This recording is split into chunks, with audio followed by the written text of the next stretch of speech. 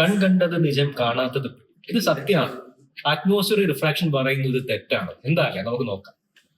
നമ്മൾ ആകാശത്ത് നോക്കുമ്പോഴേക്കും സ്റ്റാർസിനെ നമ്മൾ കാണുന്നുണ്ട് അല്ലെ. അപ്പൊ നമ്മൾ എപ്പോഴെങ്കിലും വറി ചെയ്തിട്ടുണ്ട് എങ്ങനെയാണ് സ്റ്റാർസിനെ കാണുന്നത്? ഈ സ്റ്റാർസിനെ കാണുന്ന പൊസിഷൻ റിയാലിറ്റി സ്റ്റാറിന്റെ പൊസിഷൻ ആണോ? അപ്പൊ നമ്മൾ നോക്കാം.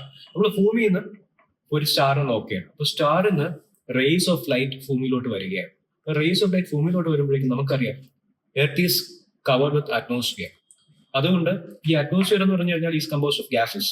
അപ്പൊ close to surface of earth ഗ്യാസസിന്റെ ഡെൻസിറ്റി കൂടുന്നുണ്ട്.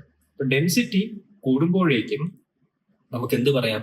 റിഫ്രാക്റ്റീവ് ഇൻഡെക്സും കൂടുന്നുണ്ട്.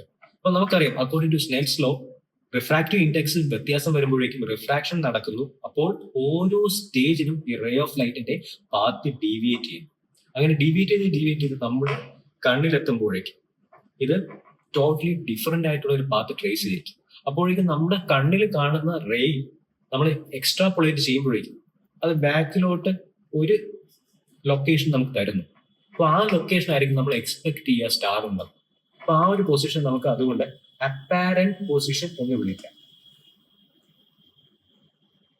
In reality position of star is entirely different from the apparent position. അപ്പൊ റിയൽ പൊസിഷനും അപ്പാരന്റ് പൊസിഷനും വേറെ വേറെയാണ്.